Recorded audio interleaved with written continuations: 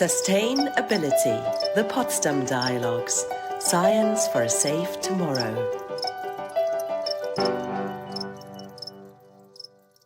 We have existential risks more and more for many people in the world. Society and nature absolutely are already feeling the impacts of climate change. This isn't something that's off mid-century. It's here. It's in the 2020s.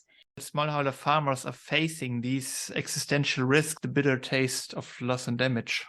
Loss and damage.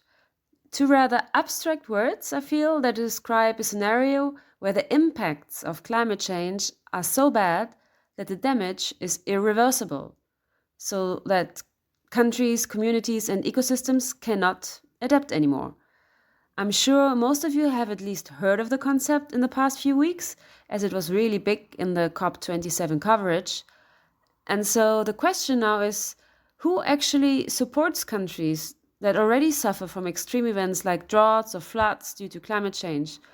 What processes are in place, if any, and how can science support?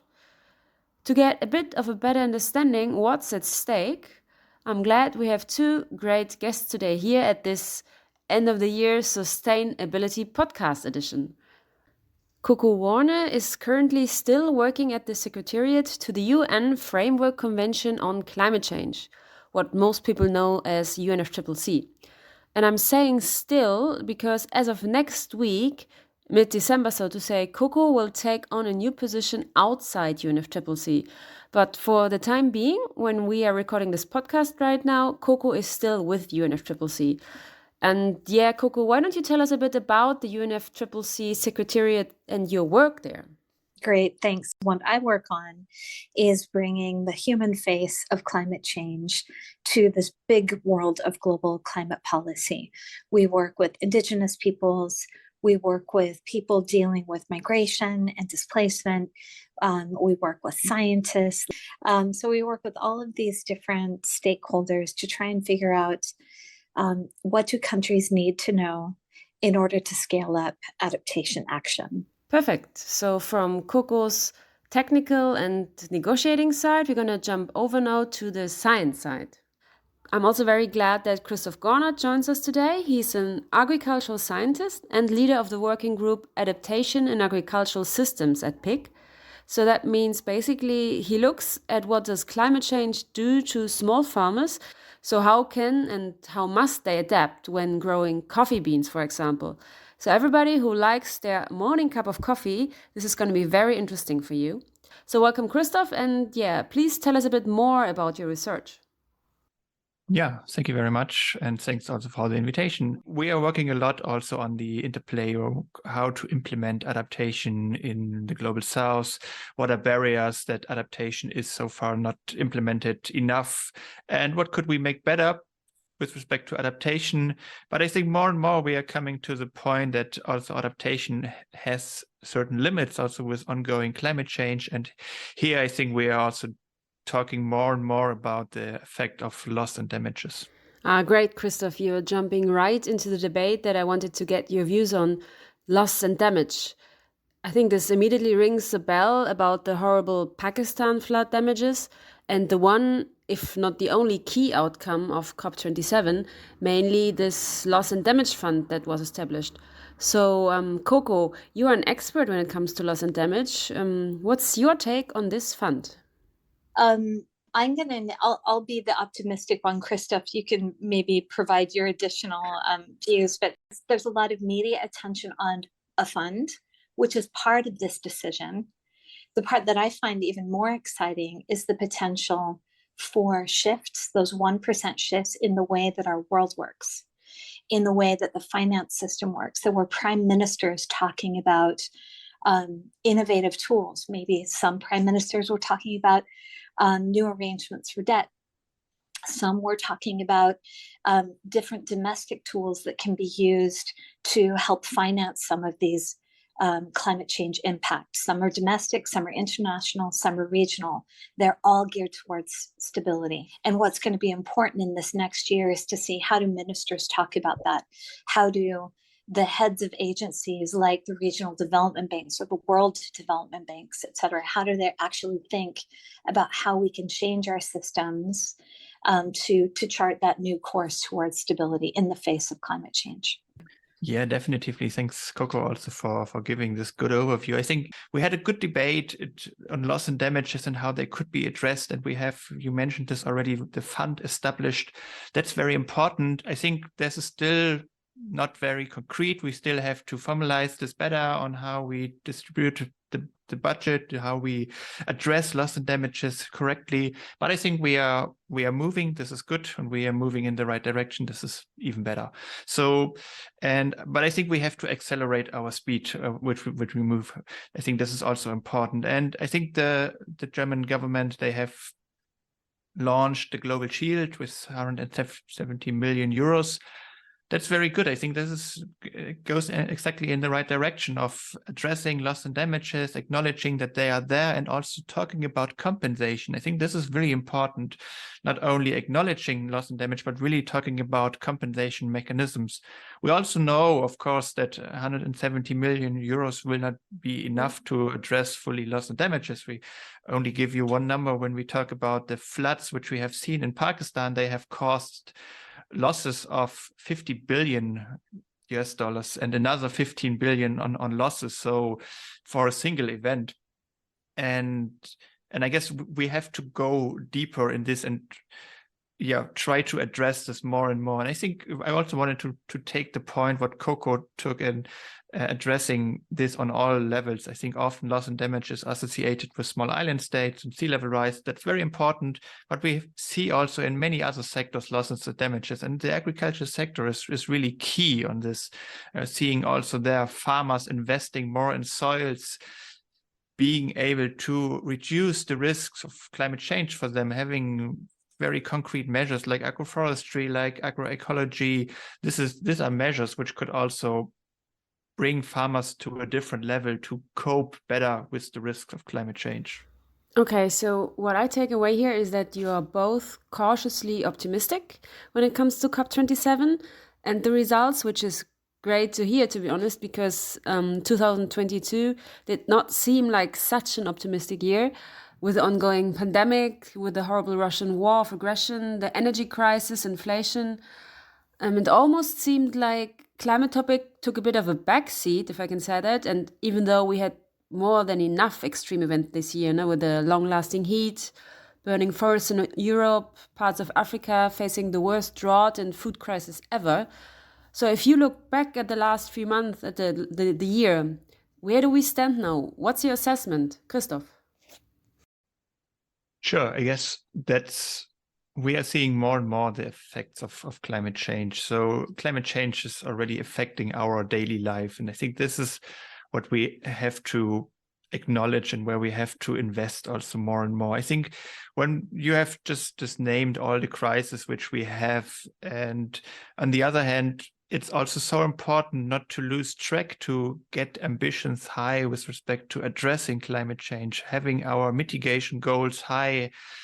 But also it's more and more important to invest in adaptation, because we see already the effects so strongly. And we also see that there are limits which already with 1 degree or 1.2 degrees of warming, we cannot address all this, what happens with climate change anymore. And I think here we also have to find new mechanisms in place to address these losses and damages which occur more and more in our world.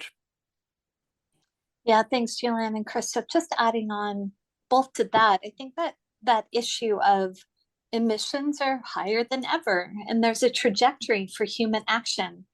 And Christoph, you've mentioned from that biophysical disruption perspective that society and nature absolutely are already feeling the impacts of climate change. This isn't something that's off mid-century. It's here. It's in the 2020s. It's in our lives and certainly our children's lives. And so for all of us, the question is, all right, well, what are we going to do differently? What are we going to do differently on the mitigation side? That would, of course, be our energy systems, our agricultural systems, the way that we produce food, the types of, the way that we nutrify ourselves. I think I just made up a word. No, that's great. Can you give us an example of what we are already doing differently, like where we achieved a positive change? If you think about agriculture and adaptation, here's an example of the things that can bring big change, but require these 1% shifts in what we actually do now. There's a growing number of farmers across the world who are doing regenerative agriculture. And I'll name Jessica, I'm not a farmer or a rancher, obviously, but there are a couple of practices that I can describe that are really different, but they don't require us to turn our world on its head right now, but they're different. So for example, there are farmers from North Dakota to Namibia to India to places farther east that have changed the attachment on their tractors if they use tractors. So instead of tilling the soil, of course, they level the soil because you need that to get even water distribution. But they have attachments on their tractors, or they do it in other means, and they poke seeds into the soil rather than disturbing the soil. For you and me as city people, we don't understand what that means, but the difference is it maintains healthy soil, and that is a huge mitigation potential. I would like to come back one more time to the loss and damage debate quickly. So was this a major moment in 2022, or were there other highlights, important changes that were initiated to address the climate crisis to your mind? Definitely the conversation about funding arrangements for loss and damage were a highlight. 30 years, the narrative has been, no. If we think about climate change impacts, then we just can't do that because it's some, I don't know what, admission of defeat. But we are here now in 2022. We're barreling towards the end of this decade, when if we don't make those changes in a timely way, we'll overshoot 1.5 degrees. And the question is, how do we bring ourselves back to a stable temperature? And to have that breakthrough decision, and also for fairly widespread across the region of the world, fairly widespread acceptance that, actually, finance and stability need to be part of the conversation. The fact that we accept that, of course, there are nuances and different views. I think that tells us where we are in the world. And the upside is that there's a willingness to cooperate and to keep coming to the table. And it's an absolute shift in gears. And I think it will flavor and shape the coming decade that we continue to work through together. Okay, shifting gears sounds definitely great. Governments of the world seem to be ready to make changes, to negotiate, at least from Koko's more policy-driven point of view. Christoph, I would think you might have something to add from your perspective.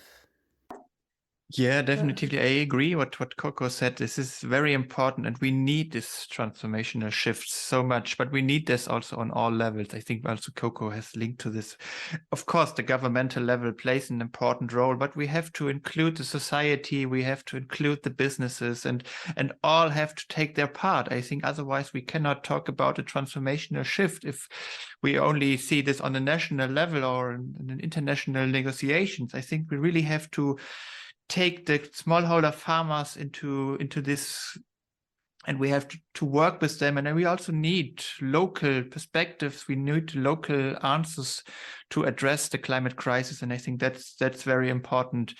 I think we will come more and more to these, that we have existential risks more and more for many people in the world. And the number of people facing these existential and in many cases also non-reversible risks, they're increasing more and more every day. And I think we need local solutions where people could say, okay, I'm taking this, I'm a farmer in Ethiopia on a plot, and I wanted to make a change, and I'm now working with agroforestry, with agroecology, improving my soil, but also in the cities, people changing their consumptions. And I think everyone could take its part.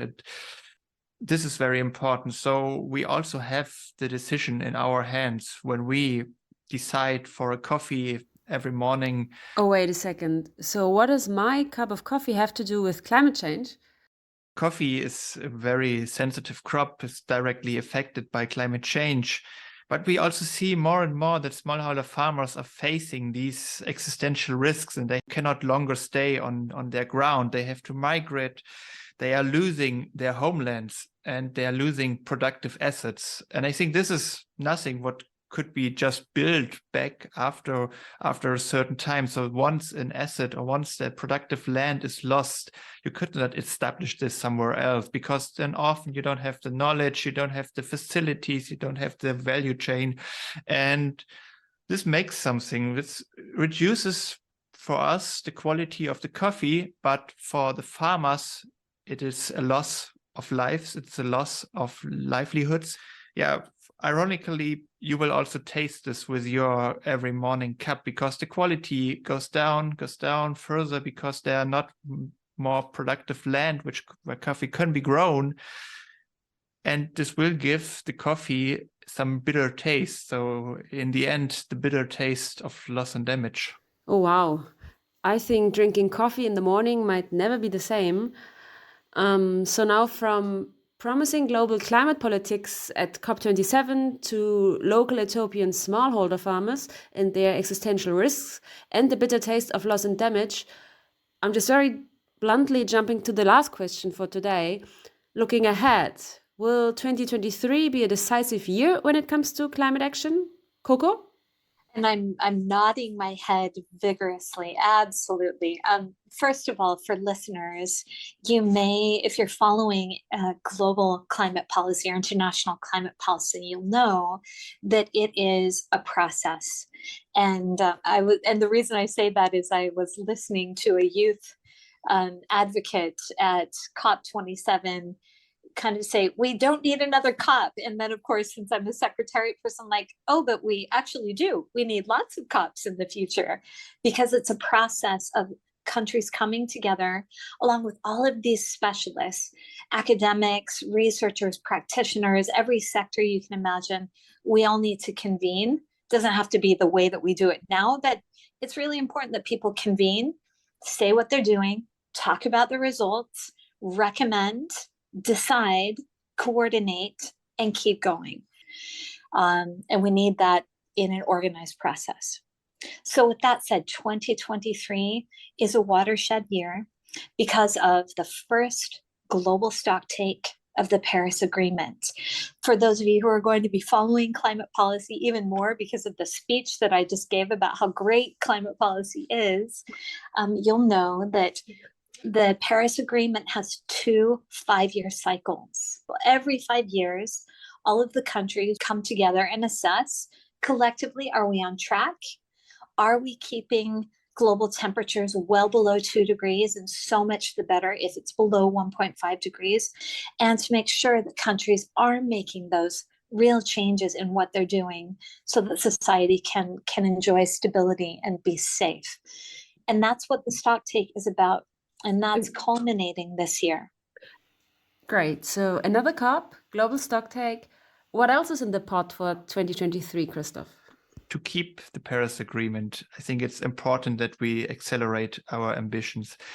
We have also the pledges we have made, we have to fulfill them. I think this is also very important so that they are not lagging behind. And we are still too slow, I think, to keep the Paris Agreement alive. And I think that's very important. We need all hands. Therefore, we need the society, we need the business, but we also need the policy to make the decision. And we cannot wait for the next COP. So we need all the tiny steps in between. Everyone is invited to take its part. We also have to get faster with the adaptation financing. I think this is also something what is really lacking behind. We also see that there is a much higher need for financing adaptation than it is right now on the agenda. And we also see that there are also limits of adaptation, where adaptation does not work anymore. And we also have problems with disaster risk reduction to addressing all these losses which we have. And I think therefore we need the compensation debate more on our agenda, and we need the fund which is established but we need them concrete with ideas, with mechanisms, and with funding schemes, really concrete, defined. And I think this is our homework for the next year. You've been listening to Sustainability, the Potsdam Dialogues, Science for a Safe Tomorrow.